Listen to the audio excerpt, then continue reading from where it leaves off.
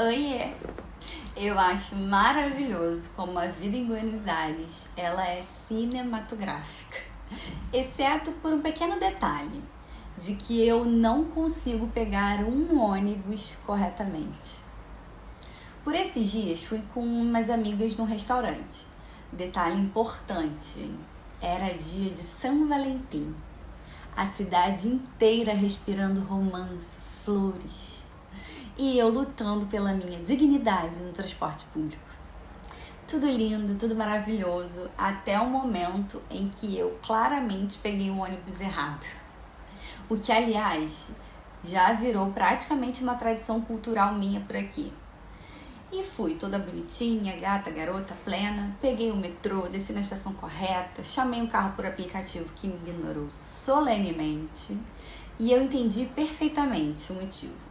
O trajeto era curto, barato e absurdamente perto. Ou seja, nenhum motorista queria saber de mim. Como fui rejeitada pelos carros de aplicativo, pensei, agora serei uma cidadã local. Vou de ônibus. Cheguei no ponto, vi o número que eu precisava, entrei confiante. Tudo sob controle até o momento em que eu olhei para o mapa e percebi que eu estava muito longe de onde eu deveria estar. E me bateu um leve desespero. Desci do ônibus, chamei outro carro, que dessa vez me aceitou, né? Teve a piedade. Fui o caminho inteiro tensa, sem entender absolutamente nada. Até que passamos pelo mesmo ponto onde eu tinha pegado o ônibus. E foi ali que aquela ficha caiu. Eu tinha pegado o ônibus certo, só que na direção errada. Buenos Aires 1, Ana Clara 0. Aliás, se você está se divertindo com o meu sofrimento internacional, já se inscreve no canal, curte esse vídeo, ativa as notificações, porque além de conteúdo educativo e cultural, você também acompanha minha luta diária contra o sistema de ônibus argentino. Mas enfim, cheguei no restaurante, me alimentei, sobrevivi e segui a minha vida de quase turista pela Santa Fé. Entramos num brechó perigosíssimo para o meu autocontrole financeiro, visitamos lojinhas com precinhos maravilhosos, tomamos café, fofocamos, analisamos a vida como boas brasileiras no exterior e depois vim embora. Outro dia, acho que na terça-feira de carnaval, fui ao Rosedal de Palermo. Gente, que lugar absurdamente lindo, indescritível e impossível mensurar a beleza desse parque. Cenário de filme, clima europeu, pessoas felizes, tudo muito suspeito. Porque quando tudo está muito bonito, algo de errado na minha vida vai acontecer. Depois corta para um belíssimo piquenique com uma amiga, vinho, frutas, queijos, um momento de paz, de natureza, equilíbrio. Eu ali plena, contemplativa, à beira de um laguinho com patinhos, vivendo minha fantasia de comercial de margarina, feliz, equilibrada, quase europeia. Até que na volta para casa eu consegui outro feito impressionante. Adivinha só? Peguei o ônibus certo, mas no sentido errado. Mas dessa vez eu me defendo.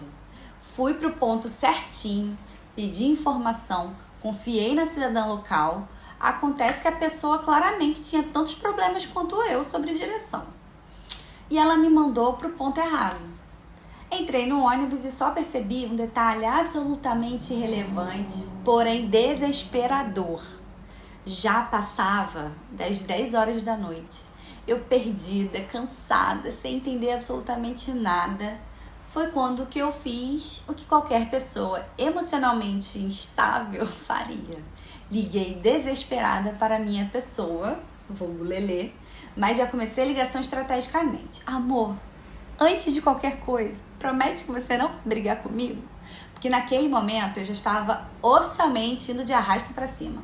Faltava um peteleco para eu simplesmente desabar no choro ali em plena Buenos Aires.